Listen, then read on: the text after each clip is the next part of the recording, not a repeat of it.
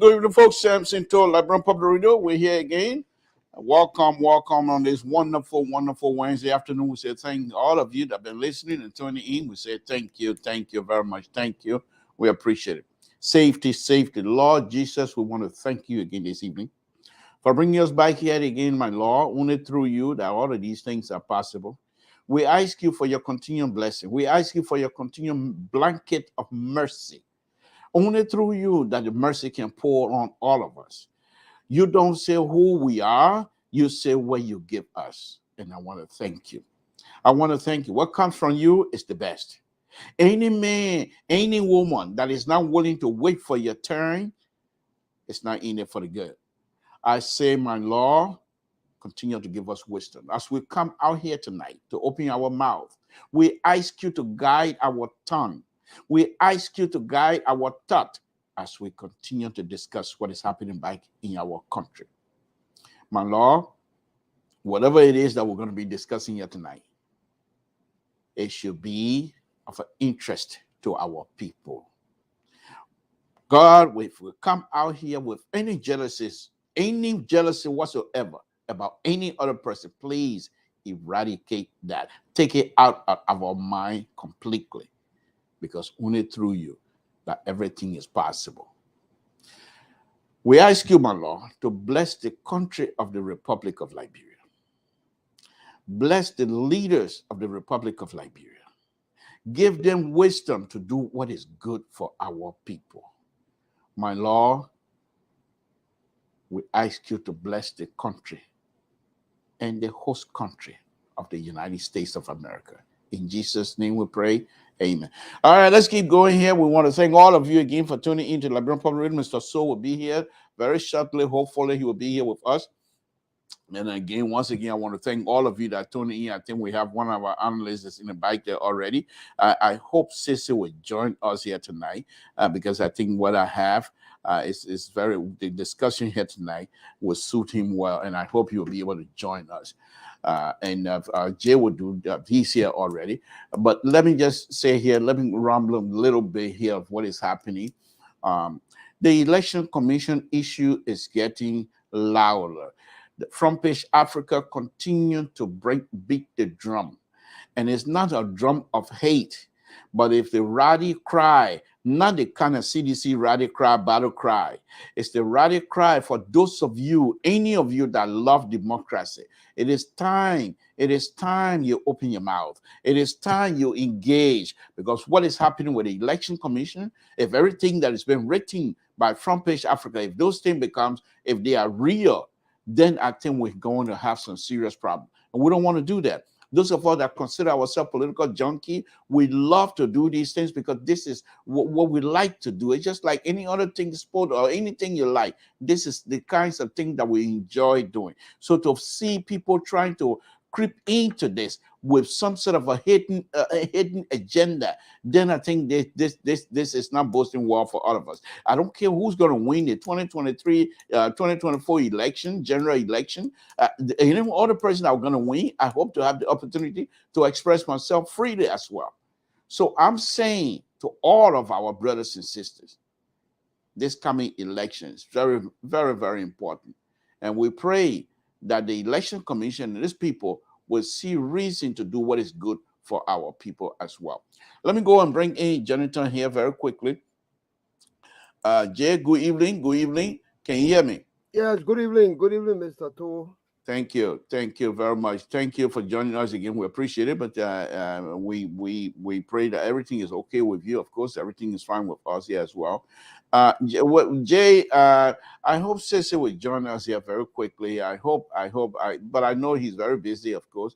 But I hope you will join us here, because my thing here tonight is to find us.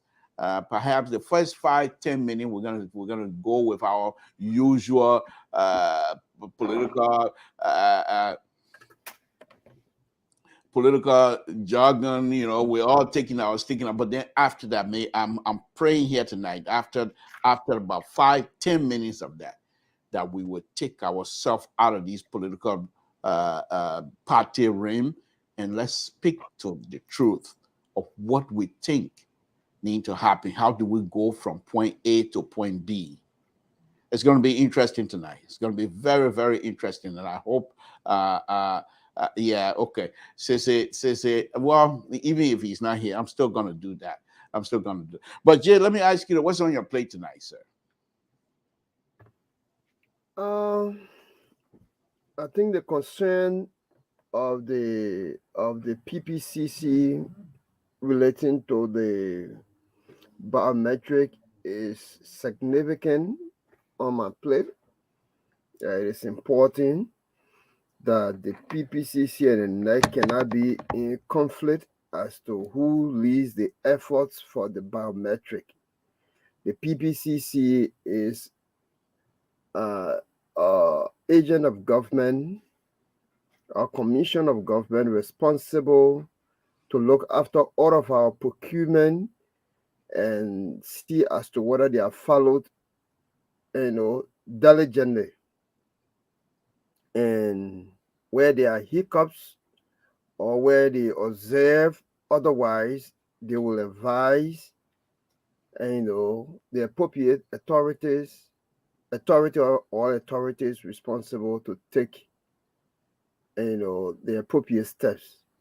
So in the minds of the CPP, in the PPCC, the Public Procurement Concession Commission, they are of the belief that the Chinese company ICAM had not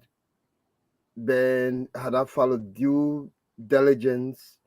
They are not well suited to execute the first biometric voter registration process of our country.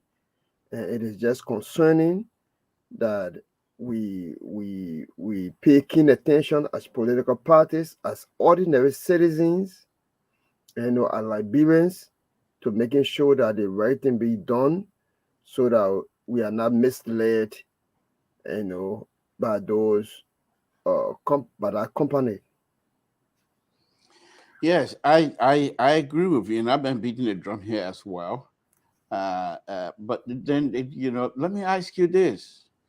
Some 3 weeks ago, you told us that after 3 weeks, there will be no daylight between you and Mr. Comey. Should I hold you to that, or perhaps it's not quite ready yet? Mr. Tour, I'm highly privileged, as a Liberian, as a young man, afforded the opportunity to share my view on this platform. Okay, we'll leave it as that. Yeah, I want to just leave it as that. Let's move on. Let's move yeah, on. but Your views are your notwithstanding, views. Your views as your notwithstanding, view. Those are not Cummings' view, and those are not yeah, AN's view. notwithstanding, I'm Uh-huh. again to a mature person Yeah. who believes in Mr. Cummings' uh, platform here, gendered to transforming Liberia for all Liberians, and where I'm not close with the information, I will certainly made a disclosure, But then let me the push you right disclaimer. away, right out of the gate. Let me push you right away. Yes, yeah, We you can know go. we know Cummings is very good at running to the microphone, and when he gets to the microphone, he expresses himself freely and thoughtfully. And when Mr. Cummings gets to the microphone, he make you feel good because he explained to you exactly what is happening, and he doesn't pull punches. With this, all of this election commission issues and everything else, why have Mr. Comey and his colleagues, the opposition, why have they not make any comment on this? Do you know? Uh, I think Mr. Cummings will make a statement towards it, or the CPP chairperson in person of Mr. Chairman Musa Hassan Belletin, or his Secretary General, Councillor Luscious Stoll. There are a few things that we have to be very cognizant of. On Jonathan, the no, I'm Jonathan. coming. I No, come hold again. on. No, not tonight. You just giving me CDC conversation. No, We it's not. know, okay, Jonathan. We know it's been in the paper and here on this platform for the last week or so. We've been beating the drum about this thing. Why is it up to this point? CDC, I mean, your people have not come out to make a comment. Are they going to make a comment, or this is not something that is seen necessary to make comment right now? I'm certain. I'm certain that there will be a comment. I just wanted to give you the part B Okay. to that All right. Let's go ahead. conversation. Let's go ahead. The part B to that conversation is also that parent who may want to register to vote also. So it's a whole legal package that cannot just be confronted. Are you saying that the ANC or the communist people you believe? I'm not saying that's what they're doing, but you think that they're trying to package the diaspora, Liberian diaspora voter issues, and this election commission single-handedly running the election commission and single-handedly pointing people to do this voter registration business and what have you. And you're saying that Comey is waiting, or they are waiting to put the diaspora voter issue, everything together before they speak. Is that what you're saying? So there are two things which are very important. One is the handling of the biometric process with the company that PPCC had given her resentment towards. That's one aspect of it. That PPCC has not agreed and NEC go ahead with this company. That's one aspect of the arguments that Liberians want to hear from Mr. Cummings about it as one of the actors. Another aspect of it, you are muted, Mr. So. Of course he's muted. Of course he's muted. He came in. What you call? He go already. No. I still got it. He came in. Of course he's muted. Yeah, that muted him. He came in. He even invited himself. Nobody invited. You see what happened? The Pina here. I'm not even gonna put it away again. Let me see. Go ahead. Another aspect is what was raised by former Associate Justice, His Honor George Cabinet Janet, when he spoke about the issue of diaspora registration. It is key. It is important. I come in, Mr. To. I know it is key. It is important. It is convincing. It has legal basis for the fact that Guineans that we all can think that or refer to them as primitive can vote at ATS in Monrovia. What makes it difficult that Liberians in the diaspora cannot vote? So these two packages. I understand all of that, and I'm all for it, Jonathan. But my point is, all of these things that you're talking about, which are all good, they will be useless if the election commission itself is not functioning properly. And this is what I'm saying. Why is it that these, and not just Comey, why is it that these leaders, political opposition leaders, why are they not standing on top of the roof to yell about this thing? Why is it they are not asking their representatives in the House or in the Senate to call these people to the book? The lady was called according to the story, she was called the last time in front of the Senate, and she went by herself. When they asked her where are your colleagues, she said, I'm here to represent them. And this is not how it's supposed. And nobody is saying nothing. Nobody is saying nothing. I understand. I would like to vote right here in Sacramento. I'd like to vote. I like to vote. To be honest with you, I like to do that. I like to cast my vote for in my lifetime, to cast my vote for in Liberia, right here in Sacramento. I like to do that. So on that basis, the PPCC is a legal arm. Most of the activities of the PPCC are legally bounded. I'm informed that the CPP and Mr. Cummings are looking very closely at the National Elections Commission. They're going to make a statement about some of the happenings of the Elections Commission. Speculation. The US government. We can move on. I'm really not happy with the answer you're giving me, to be honest with you. I'm not happy. But one thing you got to understand, these are legal issues. I understand, and I'm not saying any of these political leaders should come out here and make statements based on their legal aspect. No, I'm saying here, they should come out and try to distance themselves from it, register their view. Don't hide yourself behind the PCC and something like that and say these are right now. You guys, the political leaders, are hiding themselves. But you know that the process harms the political parties. If if the Yeah, but biometric is I'm not not even correct. talking about harming. That's not my point. No, Harming the political party. The political party themselves, they have the ability to defend themselves. But what's about the common man that this but the person political most likely party going to harm?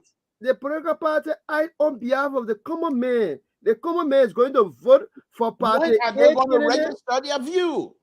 That is why you must be informed adequately so that when you take your stand against the Elections Commission or Jonathan, what is that? Adequately. My bro, that one I go in there, say, yeah, okay. Adequately. Wait, what? At what point? I'm here. Oh, Okay, Jesus. I am here. Who brought you in? Okay, but anyway, Jay, yeah. let me say this here. When you're talking about inform adequately, can you recognize me, please? Mr. So, Mr. So, you're recognized. I'm talking to the liberal. Mr. So, you're welcome. yeah, he said we're talking about But why you kept pushing Jonathan and you're not even calling your own guy name? What's the problem? Mr. So, we're not in a courthouse. Well, I want to accept it as that, Mr. So, because to whom much is given to Mr. Cummings. So I'm just saying for all of them. No, Jay, I understand what you're saying. But at this point, what other information that you guys trying to ascertain in order for you to come out and make a declarative statement such that it will be clearly defined in what you want and what you there are think too many things that are involved. Some of the things are political, some are legal. If you go the legal route as to the process leading to the PPCC, some of them might be challenged by court decision.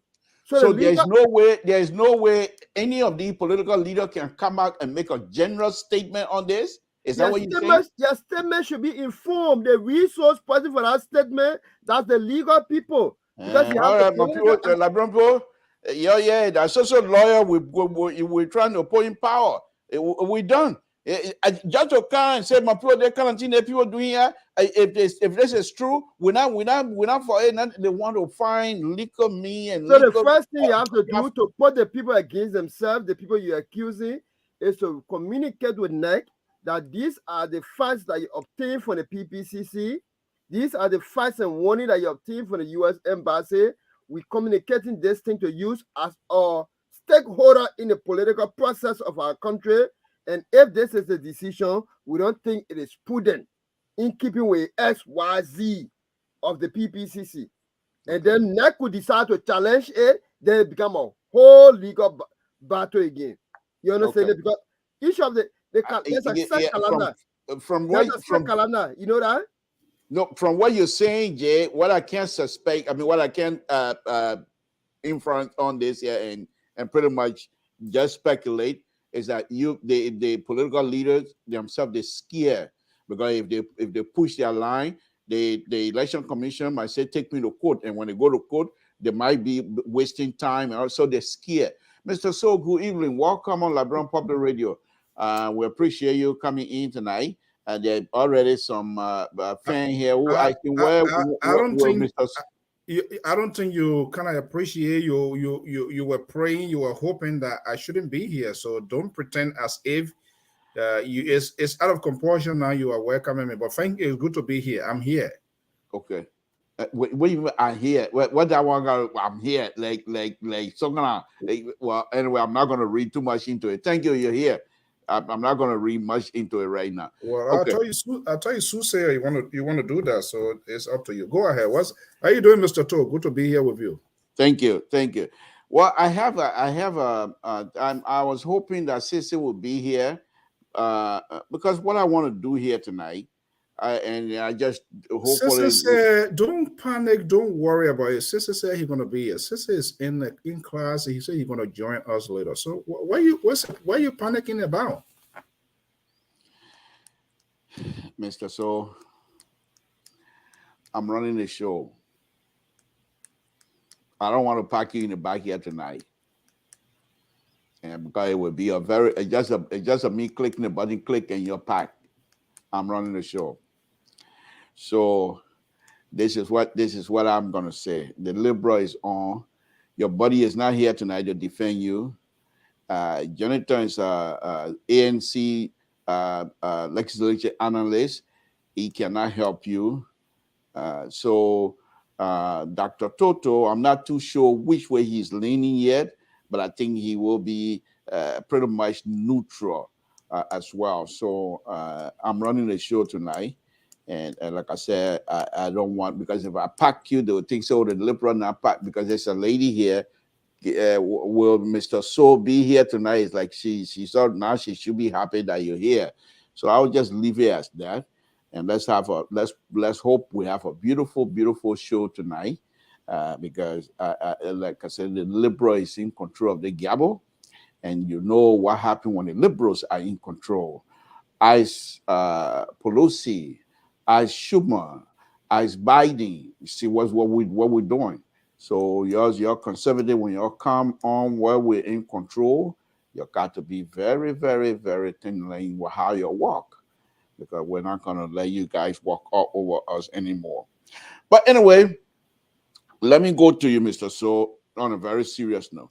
The intent here tonight is, just as we started the other night, just to spend few minutes talking about political issues in Liberia, and then go deep into our own psyche, go into our own self. Or because we've been doing this thing here day in, day out. These people are not doing this. These people are not doing that. What are they supposed to do?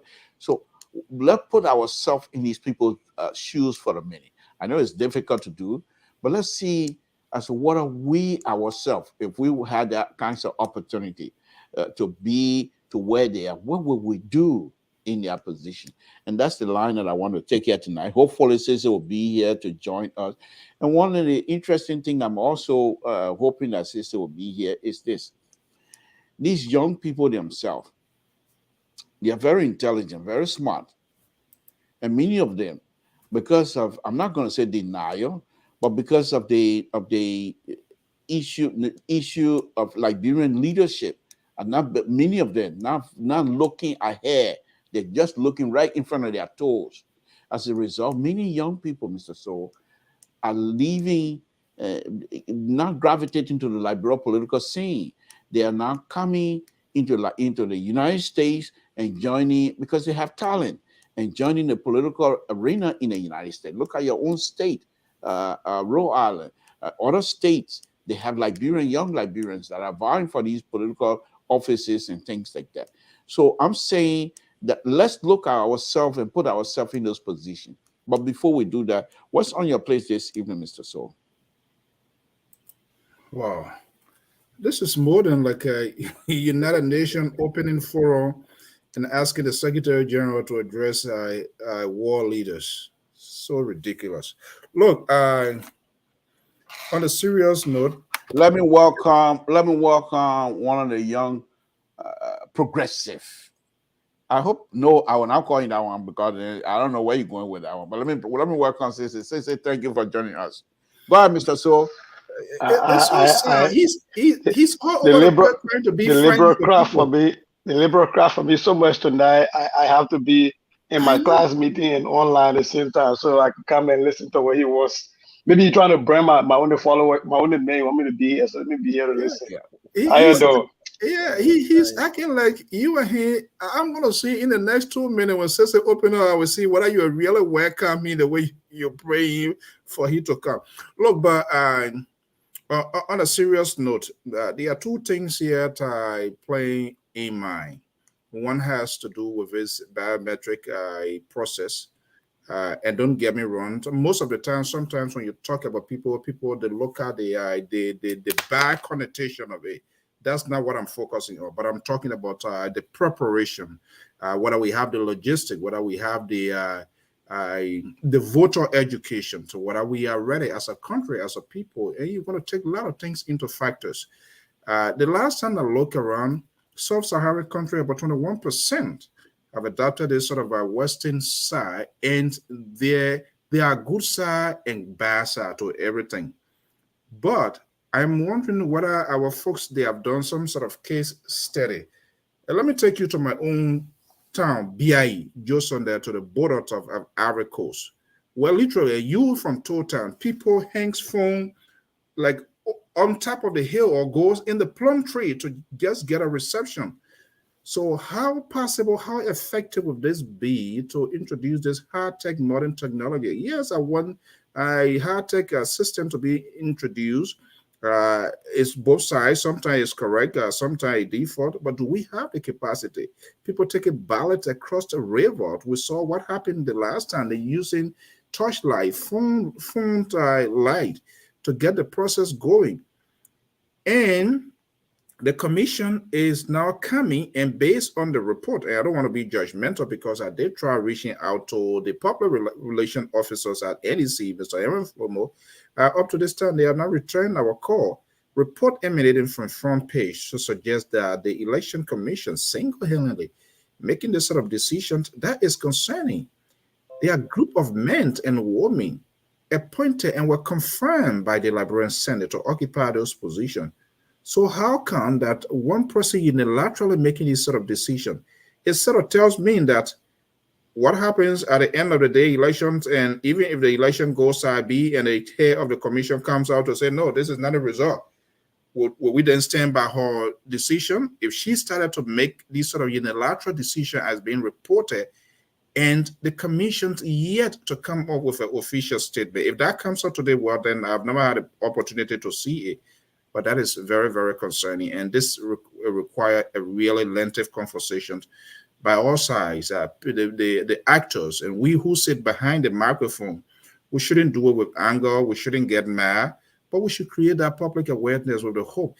That's what the media is all about. It intercedes between the citizens and the government, not for the government, but we help to bring outreach, to educate, to inform, so that people will be able to make informed decisions.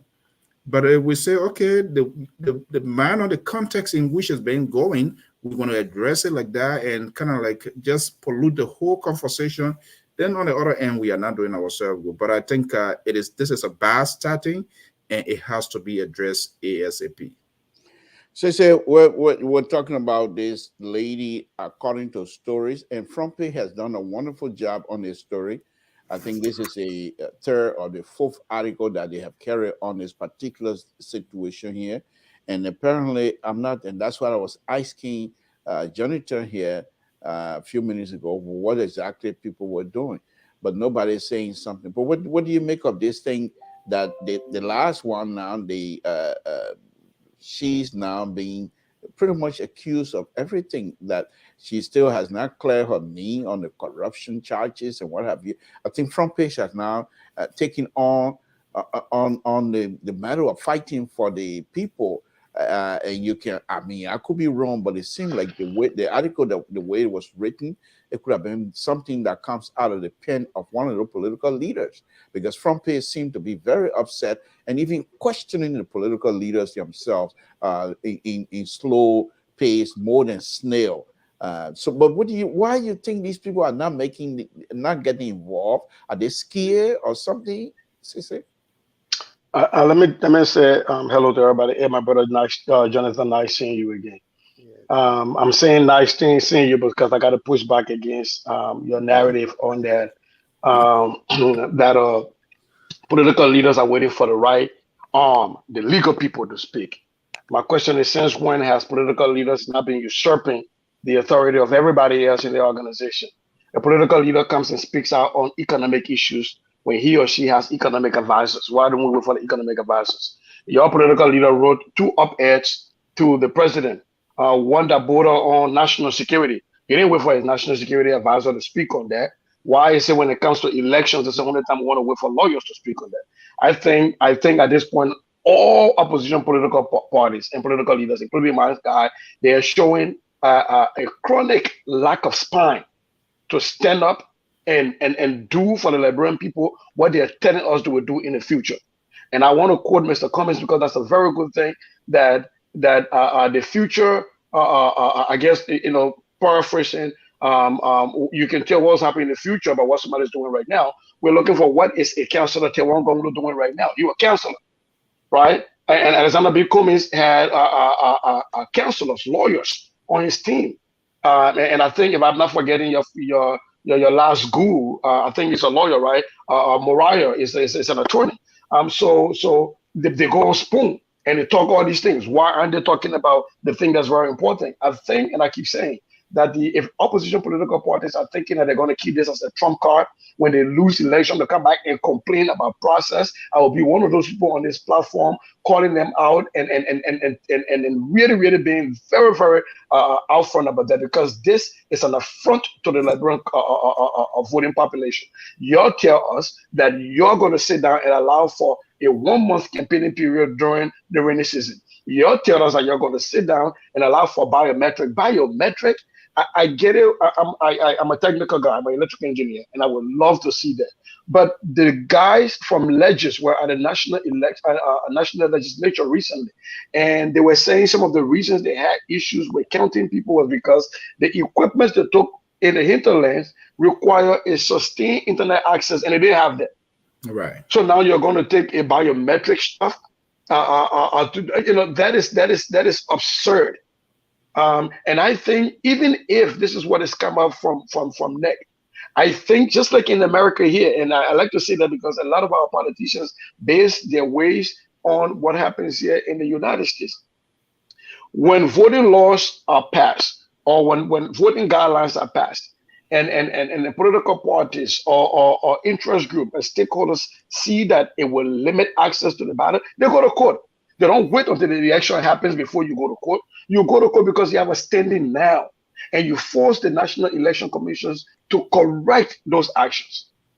So I think right now, and I would not say almost all of the opposition political party leaders and their parties are showing a chronic lack of a political spine to stand up for the people, the common people who cannot go to court and be heard as equally as a Tewan Gonglu going to court, as a Alexander Ben Comey going to court, as a Joseph Boakai going to court.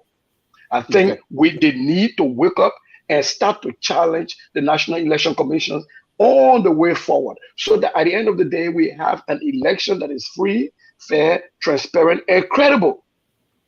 So that if George Weah wins, we understand that it was the will of the majority. If Tewan Gonglo wins, we understand it was the will of the majority, and so on and so forth. So that we don't come back and start to say, well, the election was not credible, and then we start to become like election deniers here in the United States. That would do a very bad work towards improving or sustaining our young democracy.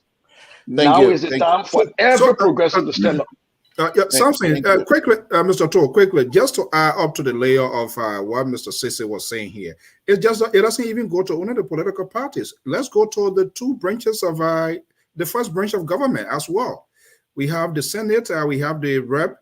There are committees, there are special committee responsible oversight on elections. So wait a minute, you have one branch of government saying this is not possible now, considering all that is unfolding. So who is this election commission answerable to? Are they separate government on their own? They are subset. They are ad hoc committee agencies within the government. One government, somebody within your own system say, no, this is not workable. This is not good at this time.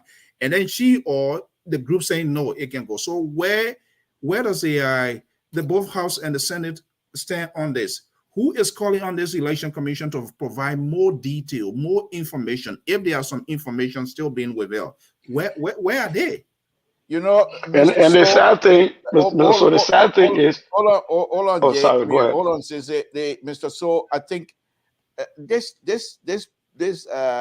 point this viewer is making, and coupled with that, with Sisi speaking about the diaspora earlier. I mean, not Sisi, but Jonathan speaking about the diaspora earlier. I think there's something to it, because this person is saying that the opposition are not saying anything because perhaps the biometric issue, when it comes to the United States and the diaspora are allowed to vote, they will utilize the system effectively. So, you know, something into it. But let us do this. What I'm planning to do on this biometric here, I will do a show on it and go a little bit deeper than this by showing video, by showing how other countries in West Africa that have experienced it and what are some of the results, and give you some statistics and things like that. But tonight, let me do this. Let's do this here quickly.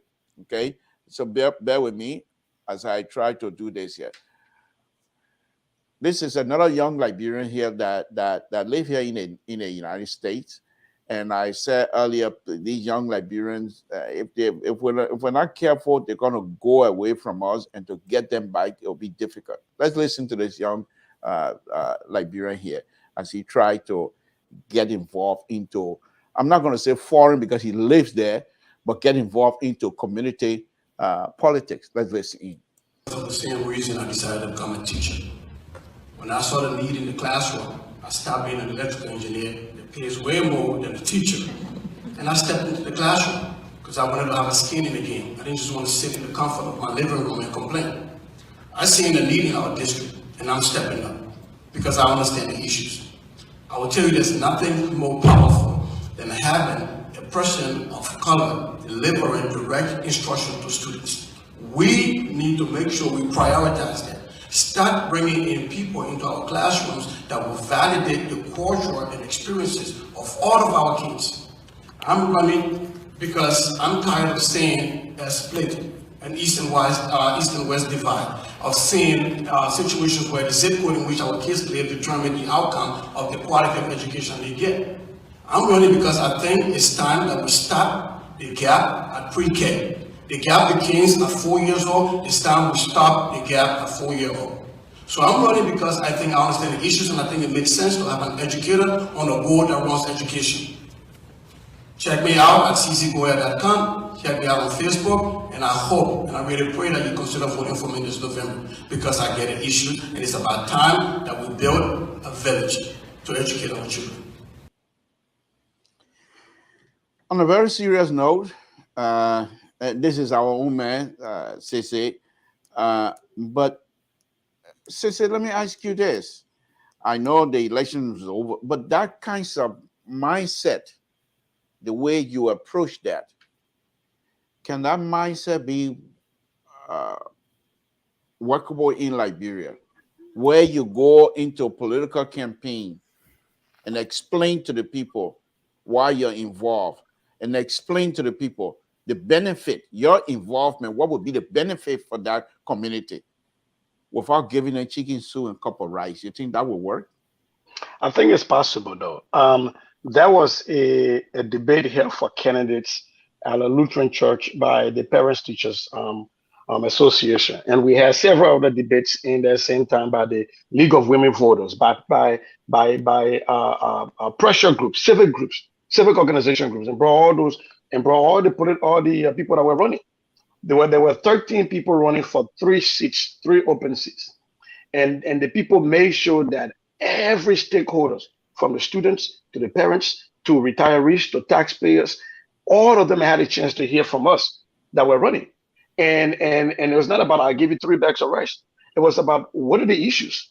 And for me, like I said in that video, I really was complaining. It was more like I started to run.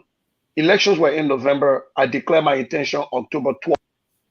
So because I was mad, and because we were doing something, and I just started randomly playing with the numbers on the school district website. And this is a school district that serves a lot of Liberians in Minnesota. They serve the most Liberians in Minnesota. But if you pick the zip code and you plug it in, and that zip code is in Brooklyn Park or Brooklyn Center, where the Liberians predominantly live and where the Black people predominantly live, the schools in that school district are in the Brooklyn Park and Brooklyn Center that serves our Liberians. They all feel it by state standard, by test scores. They don't retain teachers. The quality of the teachers, the master's degrees and stuff, they're very lower. In the same district, if you pick zip code where the affluent white people live, the school district are that way. In one district, those schools are passing. They retain teachers for over 15 years. Almost 90% of the staff have master's degree. And I felt that was not fair. That was inequitable. We cannot all be in the same district paying taxes, and we have one school district, but you give us the school that failed our students, and you keep the school on the other side that makes your students, your children, to become future supervisors for my children. And so I said I was going to be damned if I let that happen. As a matter of fact, I taught in their school district and I left, because when I taught in their school district, they had me teaching in the predominantly white school, where they will bust these Liberian children into the school. And when these children came, they would look like deer in the headlight because it's all white. All of these children, their parents are dropping them off in Lamborghini and other stuff. Meanwhile, our children are riding the school bus. Sometimes you got like only 5 children on the school bus. They're all Liberians. They come, right? And the children felt so out of place. But there, I wanted to teach in Brooklyn Park, and they refused. They brought me to Maple Grove because they felt that I was a quality teacher. And they would demote, when they want to demote teachers or they want to fire you, they would send you to Brooklyn Park and Brooklyn Center. And then that's your way of getting out. And I felt that was not right. And that was the reason that was my biggest platform I ran on. We ran a campaign for less than 5 weeks. We came out fourth. We lost by, I think, about 2,000 votes. We had almost 11,000 votes because the people understood when we went door to door and explained what we were talking about. Is that in order for my children to get quality education, it didn't mean that the white people had to give away anything. It just meant that we love our children just as you love your children. We kiss our children, we love you just like you do the same thing, even if we're broke, even if we're poor. But to answer your question, I think this depends on the power and the influence that the civic organizations in Liberia will hold, the pressure groups will hold. They have to organize these debates. They got to make sure that the people, the voters, are seeing through, that they don't allow these politicians to come and do smoke and mirrors. You allow the people to come and ask questions and listen to the debate and listen to the issues, so that when they vote with their heart, knowing that they cast their ballot, understanding the issues. Let me go to Jonathan. Jonathan, you were involved with Unity Party as a young man, and you're still young, by the way. But as a young man involved with Liberian political parties, so you're not joining come lately. What Sissy just explained during that video that I played, do you think that if you were to take Sissy as he was and take him to Monrovia just like that, to engage the electrics in Liberia, do you think that Sissy will get a foothold into the political system in Liberia just merely by explaining and trying to put forth a good ideas? Yes, I think he will make a huge impact, there in Liberia. Our political, the geography of our politics is such a way that CC will cope hardly with our regular city politics, university, campus base, in as much as sitting with the old folks in the villages, having town halls meeting and explaining, listening to the people, asking you questions, and laying out clear plans and where there are hiccups and how you intend fixing those hiccups. I think our people will really grab it and will really cling onto it. That is the difficulty with our country. So when you speak about education, it is not so much of its academic nature. It is firstly about the informed nature. How people get information, how they can ascertain that information, how they can measure that information. That is why we are lacking. And those are the things that when we are speaking about, we have to speak about it in the context of the generality of Liberians. Our constitution says the constitution should be taught in all schools, throughout the bailiwick of the Republic of Liberia. It's 43,000 square miles. Yeah, 43,000 square miles. Throughout the 43,000 square miles, when last are it been taught? So when we hold opposition responsible, you have civil society actors, like I said before, to whom much is given, much is expected.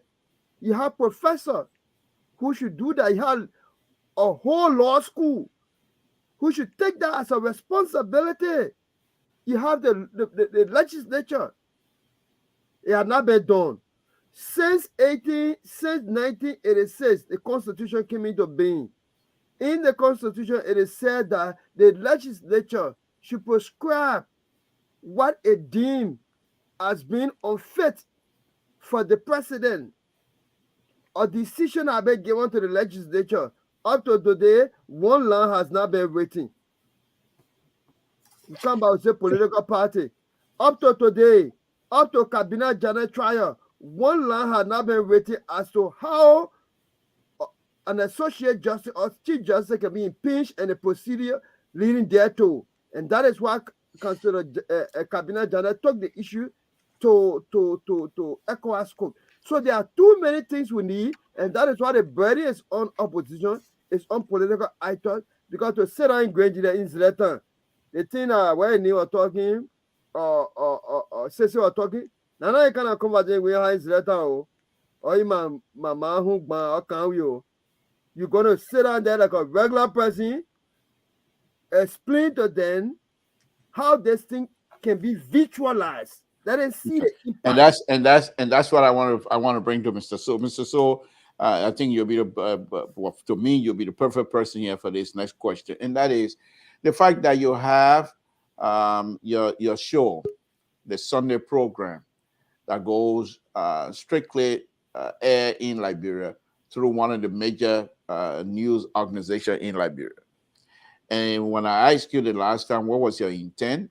You said you wanted to make sure the dynamics of the politics of Liberia does not become static. You want people to have the information, to be informed of what is happening. Perhaps that will help them to make some strong decision in favor of what they believe in. And so you want to be one of those to disseminate truthful information.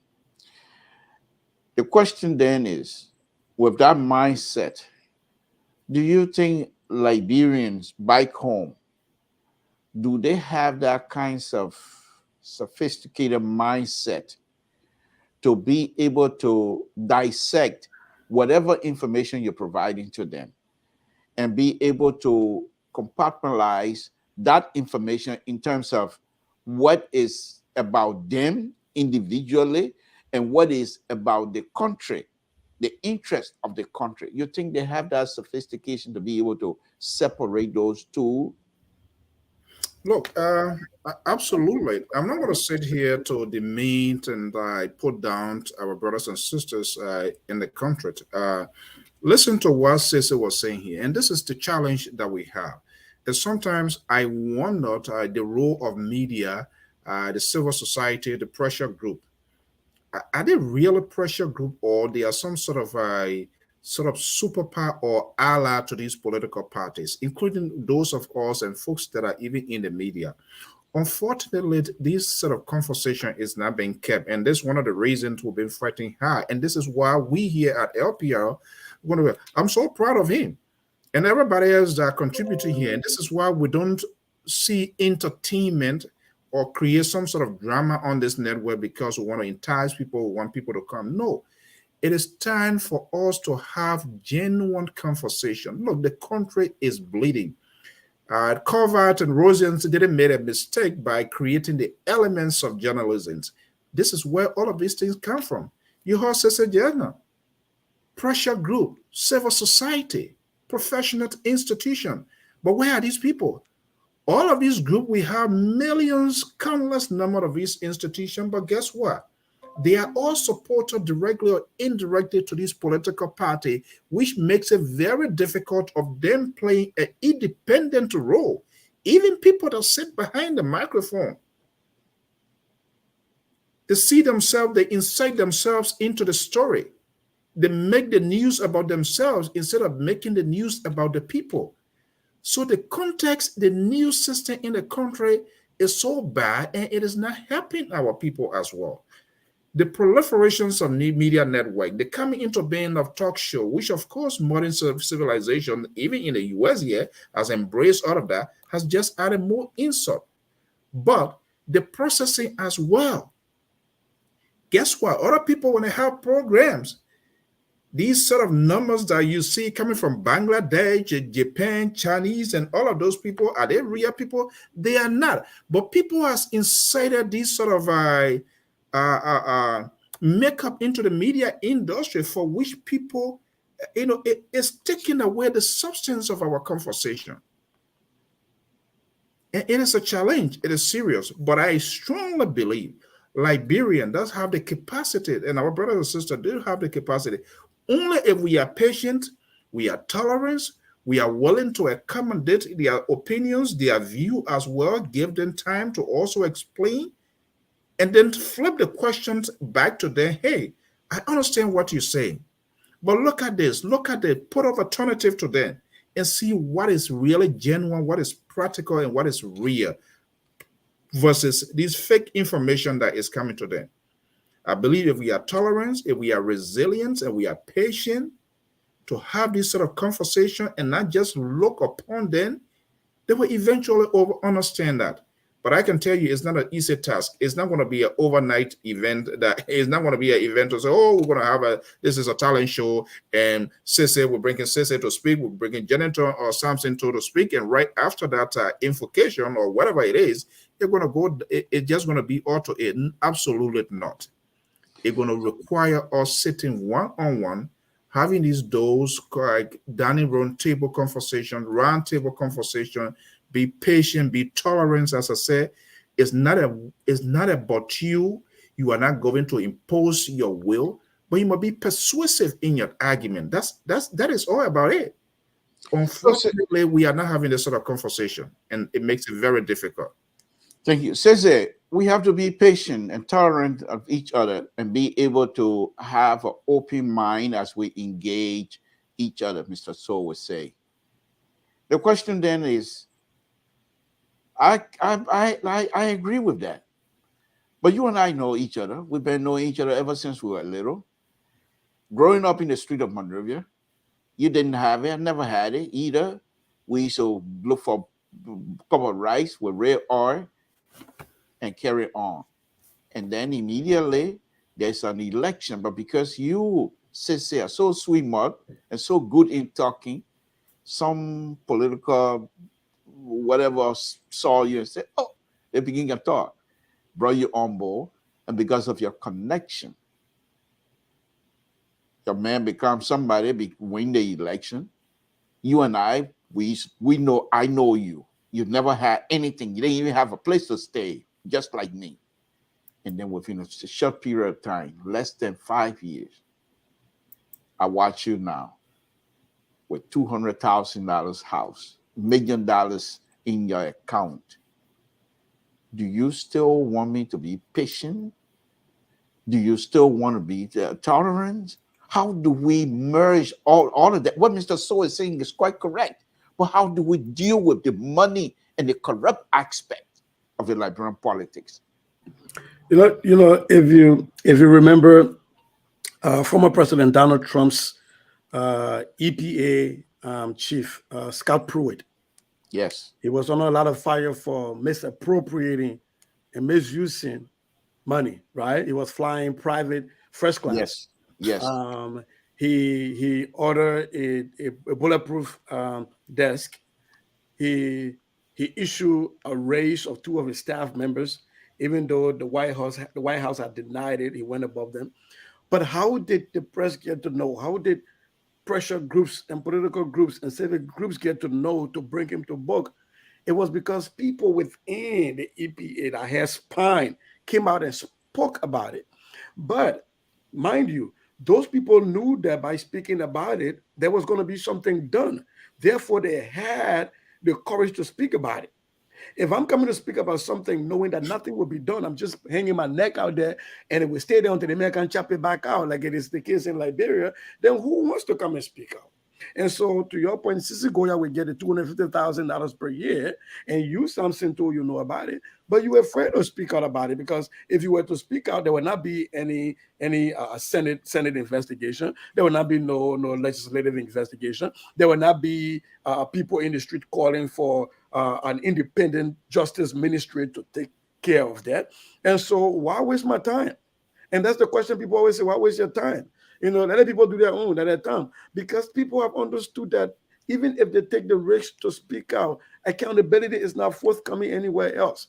And so I think that is why the likes of us, and that's why I really get are really more offended by people who live in the diaspora than people who have lived their entire life in Liberia. And no disrespect to people who have lived their entire lives in Liberia, but if we live here and we see what accountability looks like, And now all of a sudden, man got Tewon Gonglo wins an election.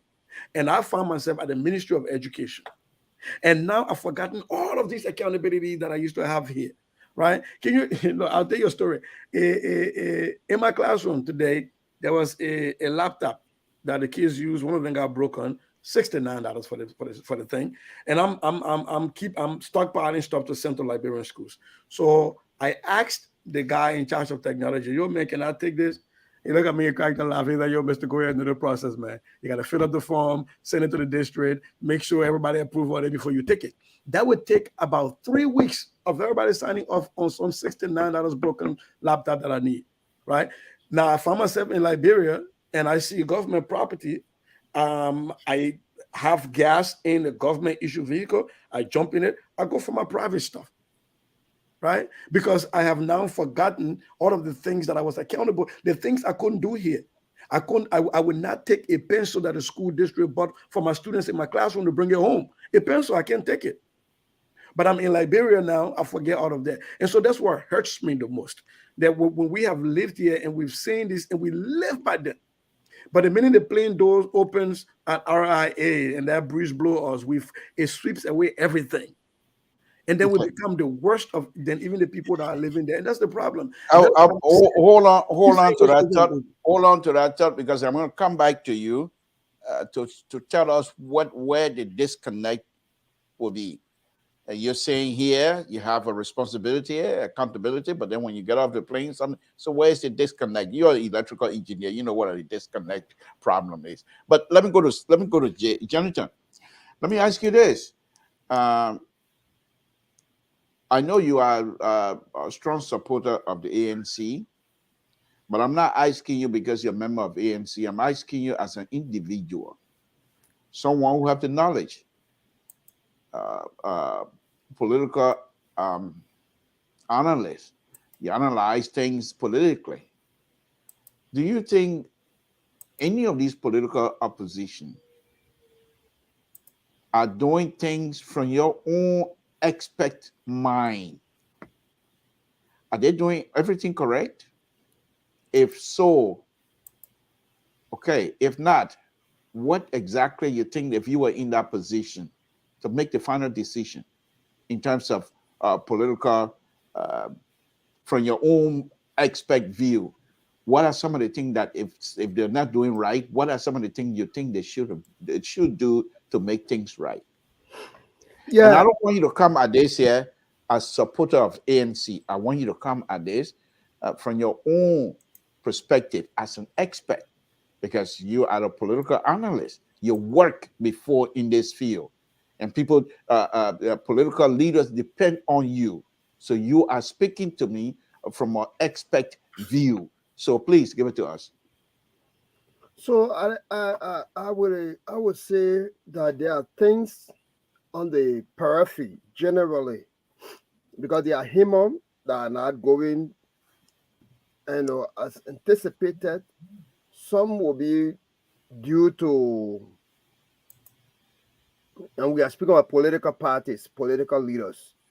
Some will be due to, capacity of human resource, capacity in the sense that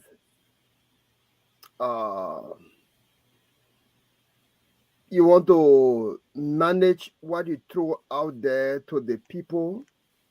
You have to manage the expectation of the general public as well. It is quite very, very important, because it is an optic that you don't want to venture around. You want to put information out there to the general public in as much as it is pressing, but the politician reads the minds of the people, the attitudes of the community, and understand clearly that there are some things that people are gravitated towards hugely, even on this platform. If we are discussing negatives, if we are discussing education, and my brother Sisse is giving a different dimension of education, you will soon find out that most of our viewership will start dropping. If it is about Mr. Cummings against Councillor Gonglo, if it is about the government mismanagement of the resources of the country, the likes and all of the jubilation, people will be getting on board faster. So looking at the mindset of our people, it cannot hold them responsible for it, to be honest with you. They are endured too many times and they are patiently voted with the hope of change. But then they are yet to see it. So when you speak about whether realistically political leaders and parties have hiccups or challenges, or there are things that are not done properly, I agree with you. There are things that are not done properly. And if one of those things will be listed, I think it will be about information getting to the public. How they get about information to the public. Okay. Information going to the public. Let us go to the information guru then. That was going to be my next stopping point anyhow. But thank you for bringing out Mr. Soul. And I want you to don't give me days. I don't want to do pro bono work. Forget pro bono work here tonight. I want you to give it to me as straight as possible. Please help us out. A few minutes ago, you were giving some statement and you named few people. I've never heard those people named before. I've been reading a lot. I've never heard them before. And those are people that have to do with journalistic topic or whatever. I got no clue on that. That means you know what you're talking about. And so I won't even hesitate to call you an expert in that field as well, because you have done this here for many, many times. In fact, let me poke fun at myself and my own little brother, Nathaniel. When we first started this LPR business, before it was radio, you took it very serious for us. Nathaniel and myself were just happy when people play the music and call our name in it, and that was it. We were happy. You have not changed. Well, whatever. But you took this thing to the next level, and as a result, we're here today. So the question to you, these people, these political leaders, including CDC and what have you, do you think that their information arm of their organization is it functioning adequately? If not, do you care to provide some critique in that performance or in that organization information arms performing? ZERO, 0. And not just only the government, the opposition as well. I had this conversation when I went home the last time. Solo Kabe, who was the presidential press secretary, we are classmates, we graduated all together. We all used to eat corn kara from Tottenham Hard down the hill there and everything. 3 years ago, I think he came for just before the whole COVID just went off the radar. He was here. We had this sort of conversation. But that's the challenge, the processing of information. And it is just unbelievable. People who you should expect to know better, they still behaving the way they are behaving. It's just amazing. And that's what is killing us, to the point that Cecil was even speaking to. All of these things that we are talking, in order to have a vibrant Liberia, it's just not only government, though. It's just not only opposition. The citizen rate. And that's one of the elements that is being injected into the conversations. The citizen, they are also responsible to keep certain things in place. I tell you what, we see here how it plays out. New York Congressional District number 9, Anthony Weiner, who was a rising star of the Democratic Party, multiple times his election, 60%. What happened when he screwed up? Was that a Democratic Party alone? The people of his constituent, because of that lack of moral value, things that he did, the people of his constituent came out to say, you know what, even though you have won this district 3-4 times, 60%, even though you are a promising star for Democratic Party, but because of this, you have to go. Day, night, citizens, his own people, his own constituents, they converge at his door. Media, microphone were there. He said he wasn't going anywhere. 1 day, 2 day, 3rd day, what happens?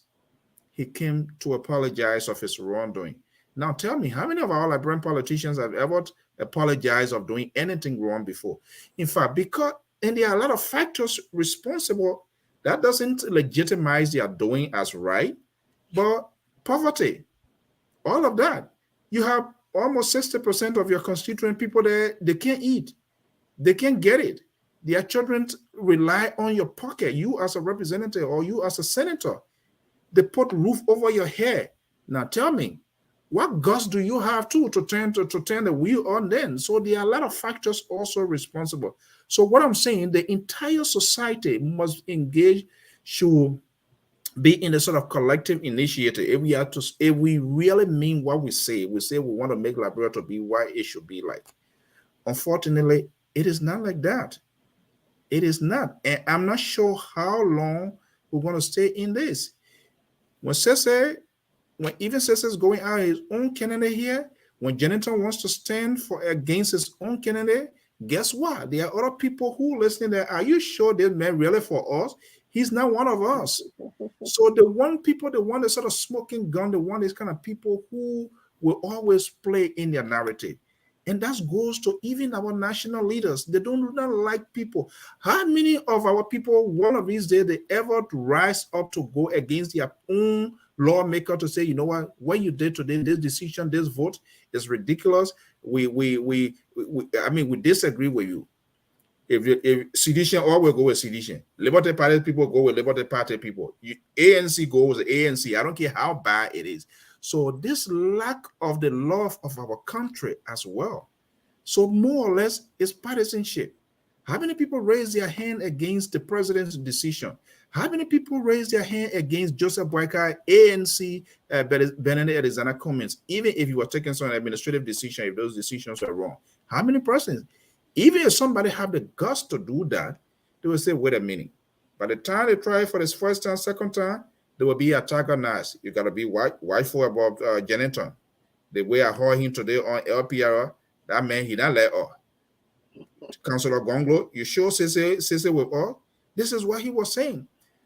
This is the kind of culture that we have. And this culture, it has grown. It has become an adult. It has become the elephant in the room. Who's going to take it down? That's the $1 million question. So as a result, we have potential good people who wants to come in. But like what Sese was saying, that's the problem. But we can't give up. The only thing we can do is to have this sort of genuine conversation to expose these sort of real-time things happening. And we shouldn't be judgmental into our argument. If they say against this person, our job, we in the media, is to reach out. And when we reach out, if the person, he or she refuses to come, we must also, you can't,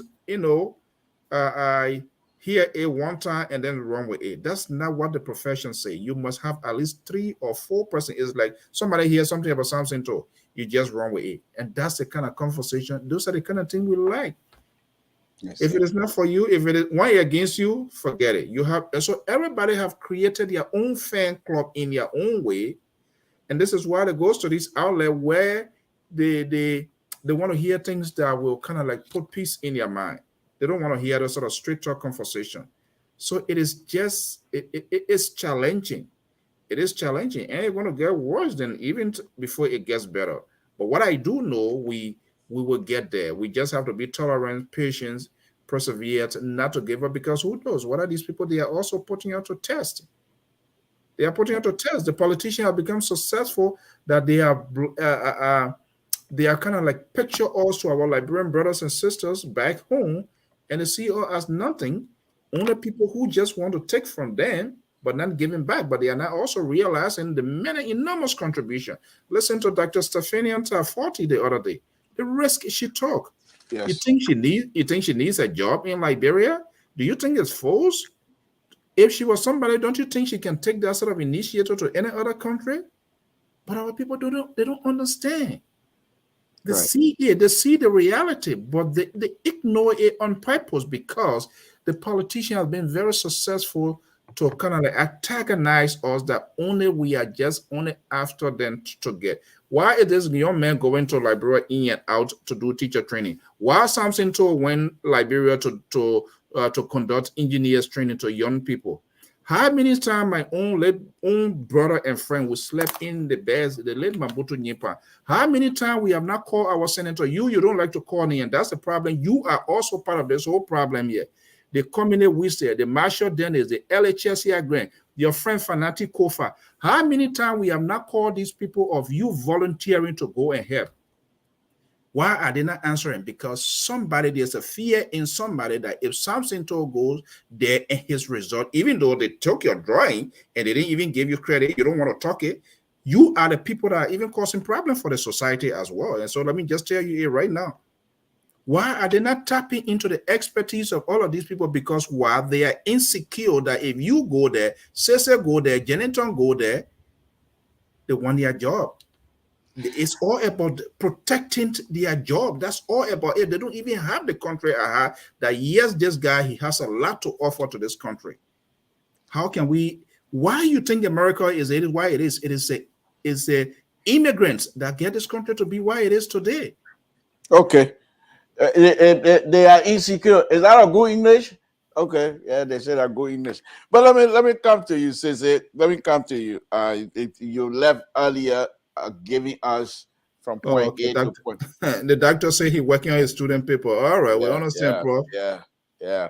So we said that you told us you're respectful of the law here and everything. And you can't take anything that don't belong to you. The rules are the rules here.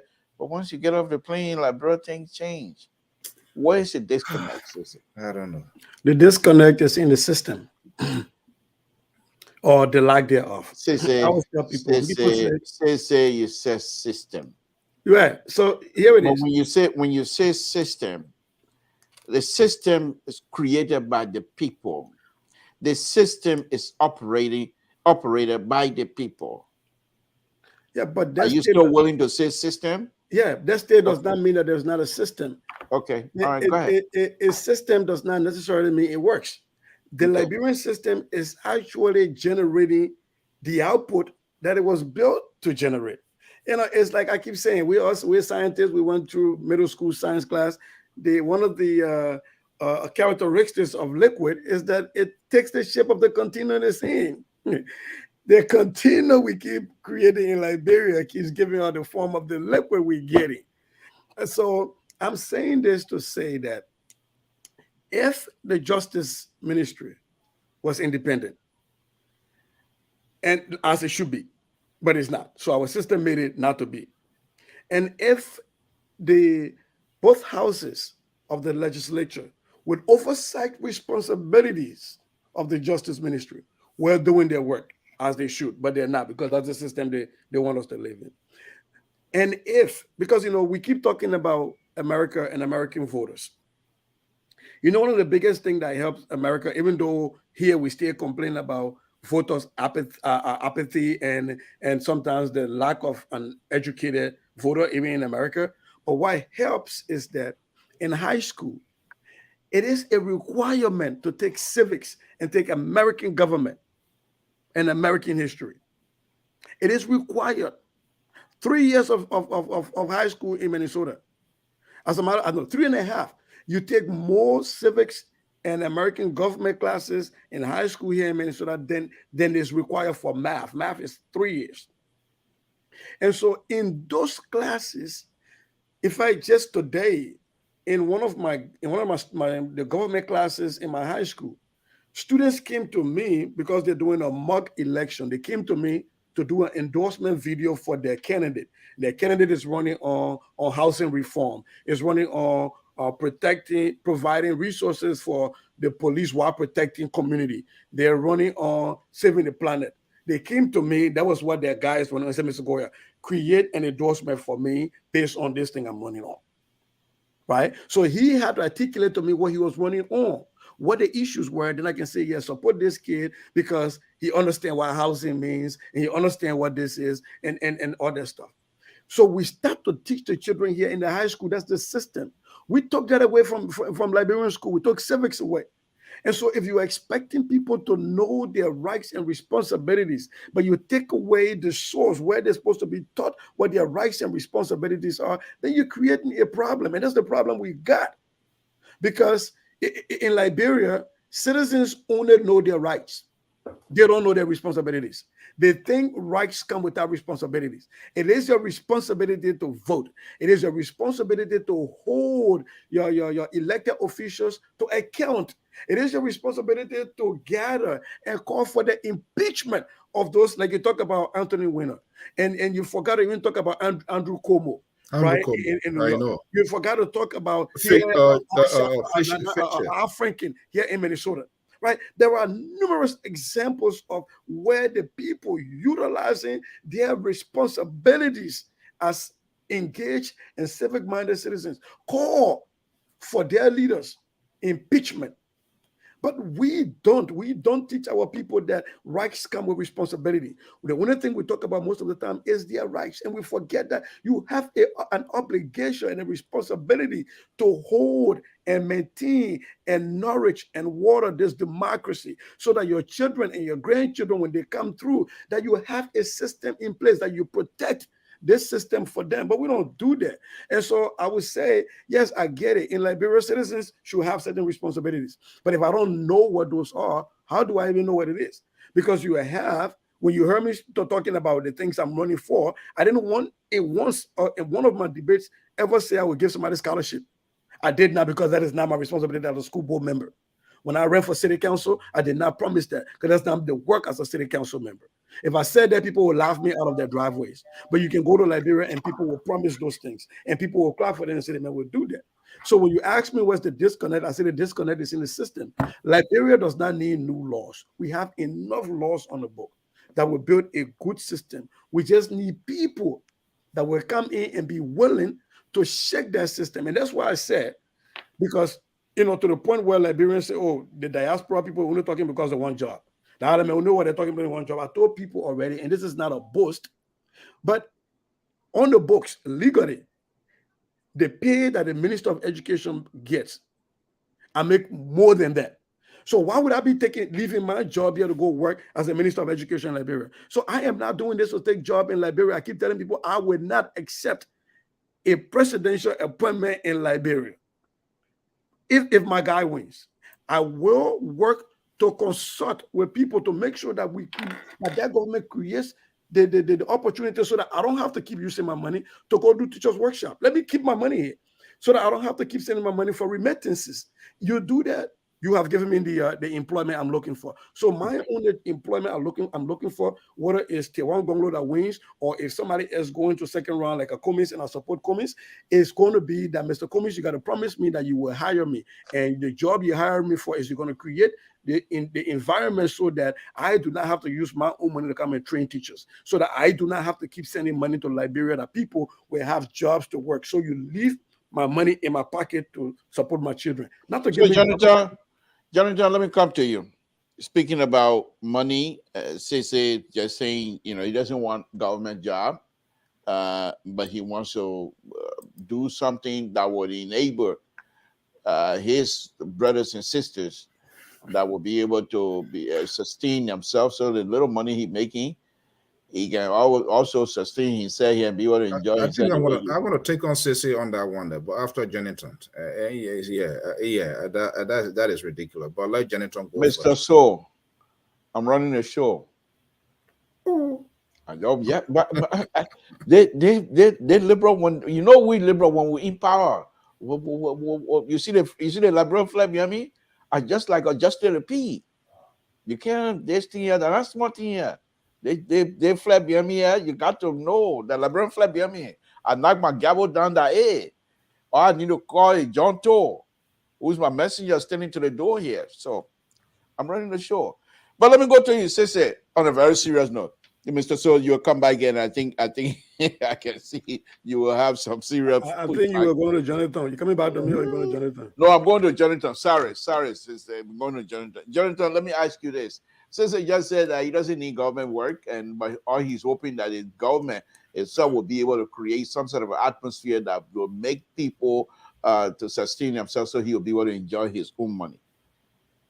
How does it? How do you expect and how do you imagine or envision the government, whoever comes to power, how do they do that from your own perspective, successfully, so that our brothers and sisters don't give me 10-year plan, future plan, Jay. Give me something now.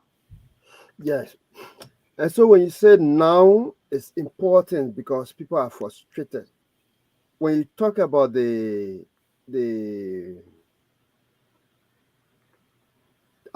it says mastery or mastery of the peace or how you call it.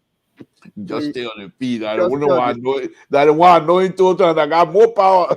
Thank you. And So they get just, law degree, oh, they know nothing about hey, law. no, I come in there when you talk about just the peace, you know, I remind me of. I went way back to just a town called Kumbo. I entered Kumbo, and then I saw the Liberian flag at the justice of the peace or the maestro, whoever that person is, office, and it is ripped off, and the condition looking poor, and you see the maestro or the justice of the peace movement. I mean, you can feel the pain. And the distance is so long from any police station. You got to travel nearly the whole day to get into interact with police. So when you see this kind of condition of your country, where they are not accessible to judicial practice, full judicial practice adequately, and one of the best, which is on this matter, this thing you see I have in my hand, is that it got to be built on corruption first. You have to have zero tolerance for corruption. It got to become a practice of you, because by that, it will magnet people to have investment in your country. It will build confidence in the security sector. You know, our soya before, our AFL, those days, the things they used to do those days, our soya now, you know, they can't do it right now. You know, for true, in reality, our soya can do it right now. You know, the place that will have confusion and now is our Liberian police and other paramilitary institutions, because the elevation that was given to our soldiers, it was so high. So they see that nationalism in them, nationalism in them.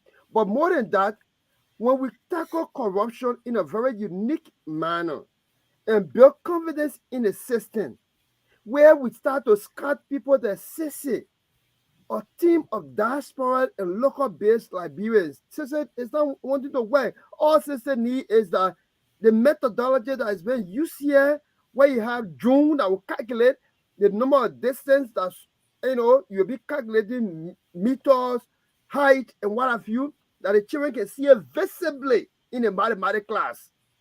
So when you bring the team of these individuals together and they write down paper and suggestions, and the minister is aggressively with passion executing it, then you know the system working.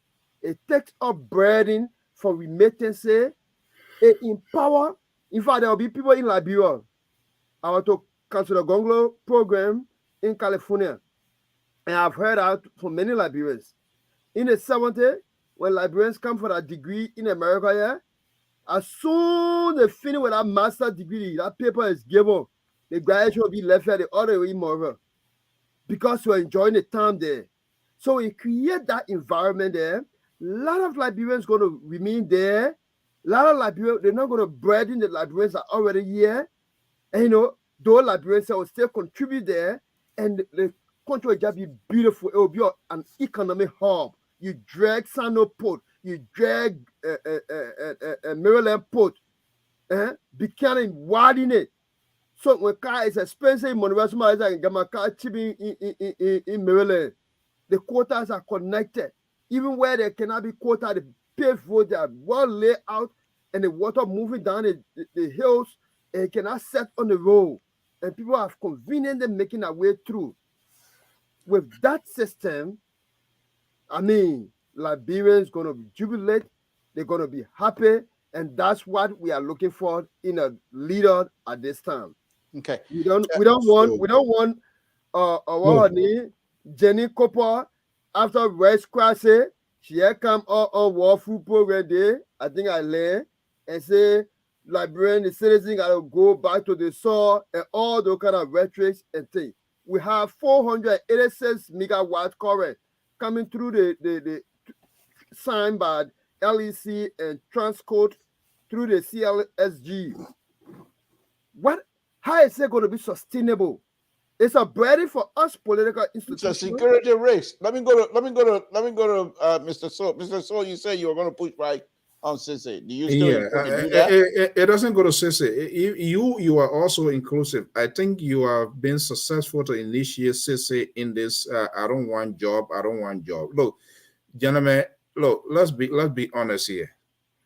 There is nothing so awesome and beautiful to give back to your country if you are qualified, and which, of course, both you are qualified and competent. People who have apprehensions about going to do now, oh, I don't want to go, is because probably this is the same lack of integrity. They are not just sure of themselves. But I will not understand why, say he as an educator, with all of the know-how, he would want to support Tiawan Gonglo, and then when Tiawan Gonglo, for discussion purposes, become the president, and then he's not willing to help. Why does it have to be discussion purposes? Why you got to qualify that? Yeah, please, this is a serious conversation. You are one of those who've been preaching this, so apparently Sisse is now moving to take this sound by here too, but it's serious. If Tiawan wins election, and if he's unwilling, if he's not willing to go and help him in his area of expertise, what the problem here is the misplacement of people. That's where the problem is coming from in our country. Part of the problem, if not all, but part of the problem. This guy, he's an educator, and then you go send him because he's only you go take into LPRC. Well, he has his scientific or technological know-how of other things, but he's been wrongfully positioned. He needs to go to where maybe Ministry of Education or somewhere within the educational department to strengthen the system, the broken system, to put it together. You have something to here. And then instead of you sending him to public work or rural development, and then you send him to maritime, that's wrong placement. So, guys, I think people that love their country, if they are competent, they are qualified, even as we are having this conversation now, if George Weah were to call you, what you cannot do is to compromise your integrity and your profession by allowing people think that you get there and they say they want to initiate you. Oh, my man, that. And this is what people do. This is why most of the time, and I want to LIBERIA, visit a lot of places, sometimes you go there and meet your friend, the first question they ask you, oh, you here to stay? There is a reason of them asking that. There's a reason of them asking that question. There's a reason of them asking that question. But hold on, guys, sorry. There's a reason of them asking that question because they are so much insecure, like I said. But I think we should undo this notion. I don't want job. What is important? What are you taking? What is your sincerity? What is the honesty? What is the law for your country that you are taking? So I will disagree with you, Mr. Sissy. I disagree with you, Samson. I don't want job. You don't want jobs. Then why are you telling people to fix something when they call you to go fix it? If you don't want to go there. But I think what is important is if you go there, they should give you the chance to do what you're supposed to do. They shouldn't remote you to say, oh, they're going to use you as a toy. But I think all of you guys, there's a reason you are supporting all of these candidates. If they win, so you will help them to make their agenda achieved. If you have that mindset, then of course don't be talking about them here. Then let us just all be talking. You guys should be like me. Then there's no use, no need something you getting in the throat of Jennington, and say always coming to go in the throat of Jennington. You ANC guy. When they are, but I think you guys have a lot to offer, and I think that's what we should be preaching on this network. You're doing it already. Why are you going home to train teachers? Let me say something.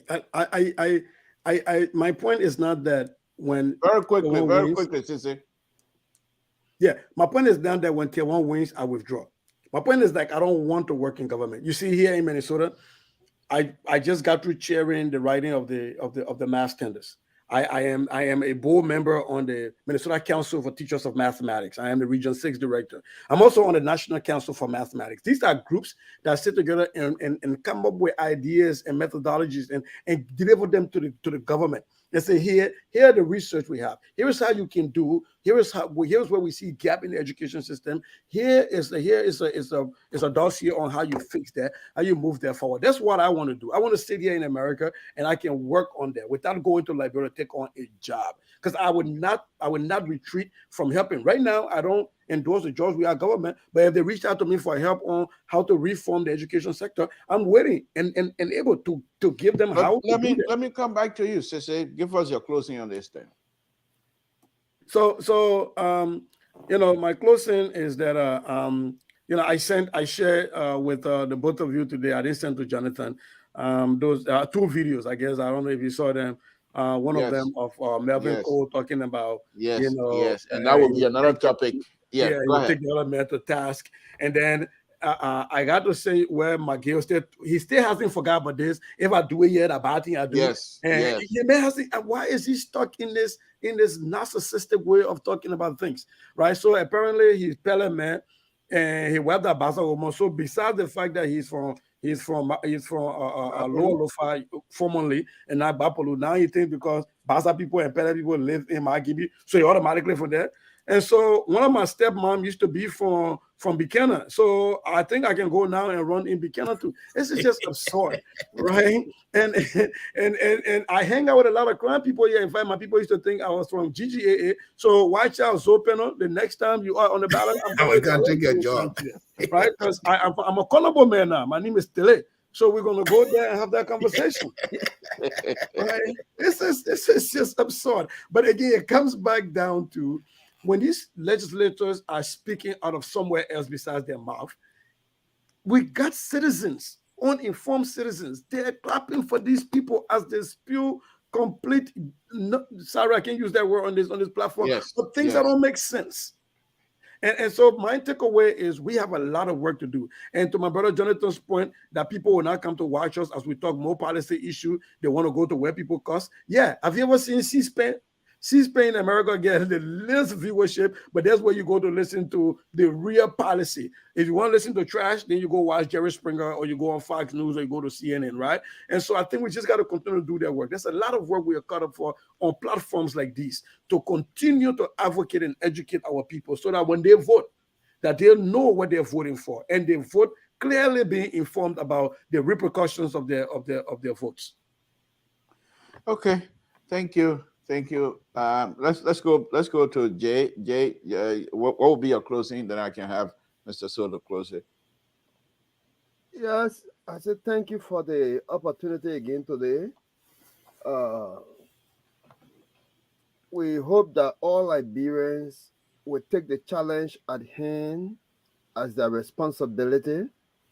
Be a civil society and a strong democracy must be supported heavily by a stronger legislature, a stronger independent media, a stronger civil society, and a stronger political party as well to checkmate the government.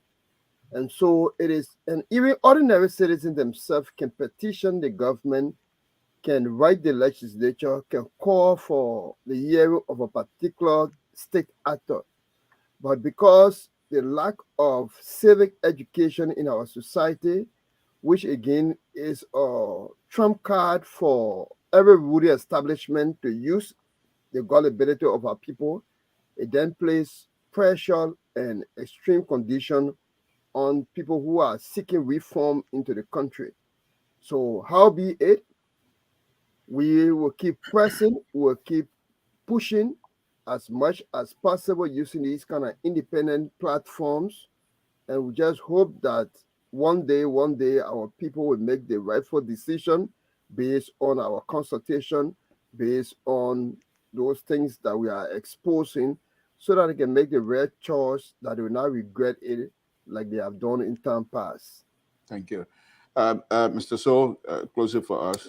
Well, Mr. Todd, Sissy Jennington, Dr. Toto, Pa Joyce, who is not here tonight. Look, you have added a lot to the conversation, to this network, and for the good of the country. All I want to say, hats up to you guys. We will continue to do what we are doing. Nothing going to deter us. And the good thing about this network here, civility is maintained at all times.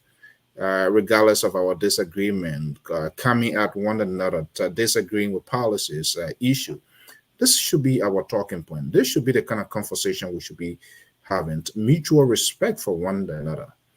That's what civilized people, that's what they do. That's why they have the roundtable conference. When they are disagreement, they sit around the conference and put their points through. Then that's the kind of conversation that we are having here. Nobody is against any individual why he or she is contesting or want to be president, but we have some little apprehensions about their policy and as to how they are going to conduct the affairs of the country. If the higher power of the nation is entrusted into them, we just want to make sure who they are, their decision-making processes, and how their governing style going to be there. All these are kind of conversations that we are having here. Nobody against Boyka, nobody against Comey, nobody against even the president. But it's the policies and their decision-making. Those are things that we always talk about here. And we are willing, and not just only critique. Most of the time we have these conversations, we also put an alternative. It is our view, is our opinion. Does it make it right? Absolutely not. But we are providing. We don't just shove something, say something, and just walk back. So I just want to thank you guys so much. And we'll continue to do what we're doing. We're going to be patient. We're going to be tolerant. But I'm quite sure at some point in time we will get that. Some point in it. It's just a matter of time. And we have to persevere. That's the bottom line. Thank you so much, Mr. Todd. Thank you, gentlemen. Appreciate it. And we're still word out there. We're putting word out there. We still trying to recruit young ladies, old ladies, middle lady. Doesn't matter. Just come and give us your view. Be part of this conversation, and we will really appreciate that. Mr. So, thank you very much. And I also want to say the kinds of leadership that you provide for us here, continue to inspire all of us to do the best we can here. And despite the fact that you don't pay us, because I was threatened yesterday to go to Massachusetts and put a roadblock on the highway and demand my pay. But I was told that kinds of highway is not the kind of highway in Liberia. Don't you think other one is there? That's not the board supposed to find funding for the network? Oh no, You want to bring soup? You can start there saying, "Oh, yo, yeah." No, but I think I want no, on a very serious note. So I also wanted to say thanks to all of you. I think the next subject matter that I'm going to be doing is the voting issues.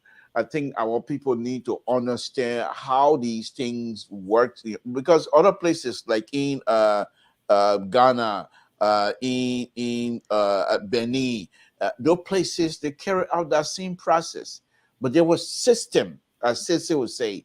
There was a process, a system that allowed the voter themselves to be educated.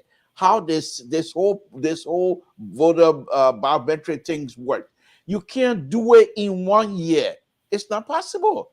How you would train somebody in total to make sure that their voter card that you're going to make on the spot or whatever it is that is going to be respected.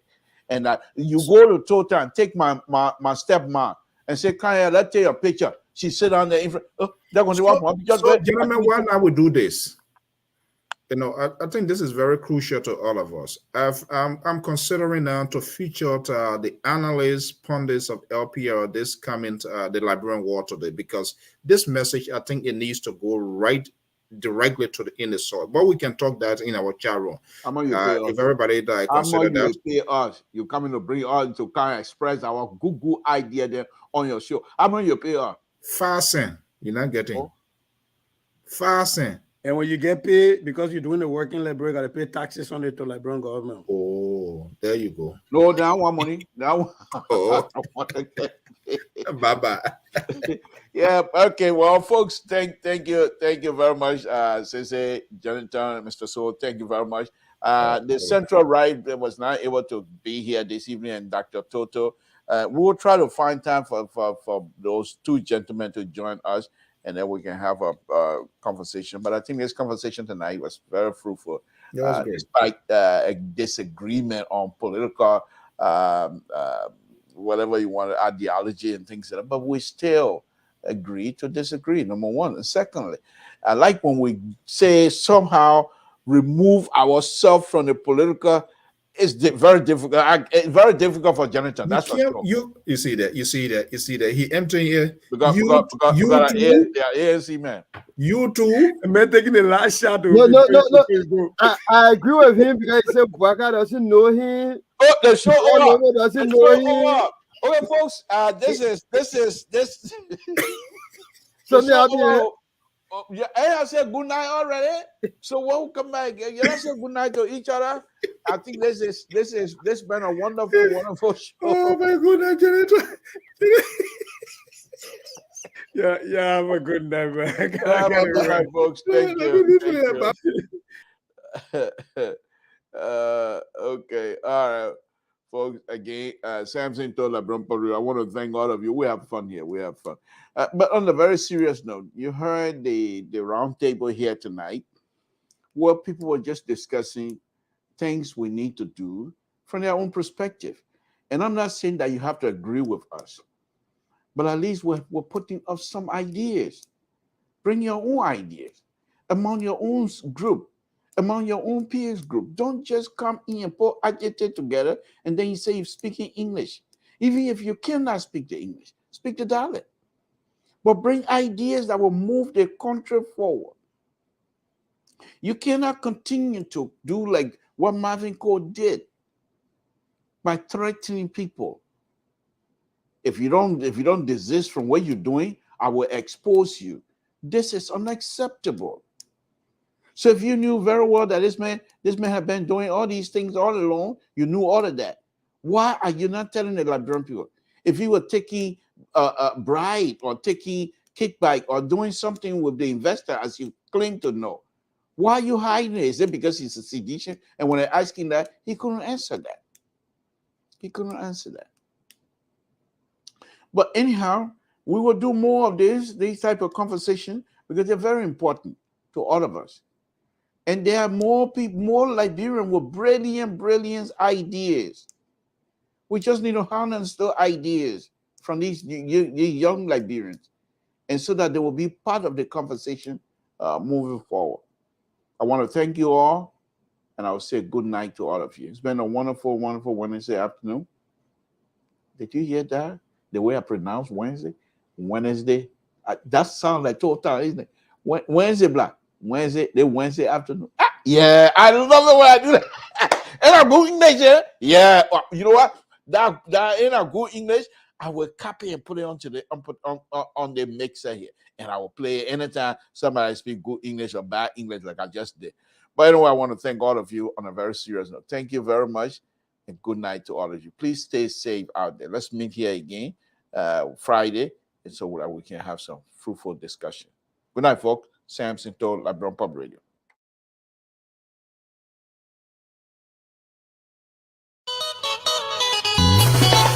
Aha! Isengo Joey.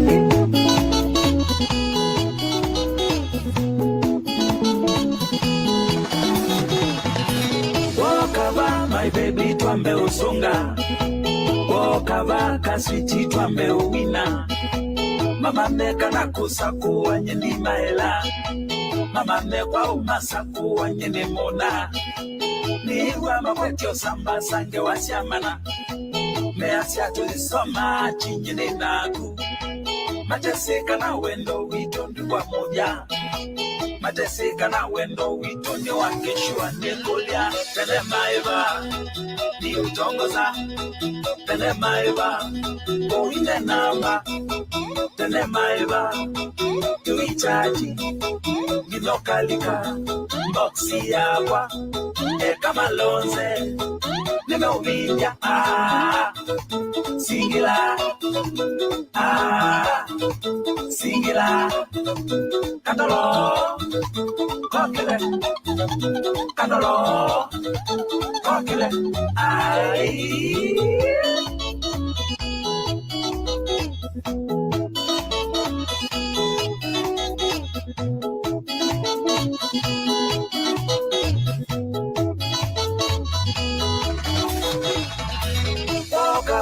Utabiende to si moyo, ama ukabangu utabiende to si lato. Wendo wimoyo uira utetanga, kitei chaku cha wendo ni changwatisye, kitei chaku cha wendo ni chanasie.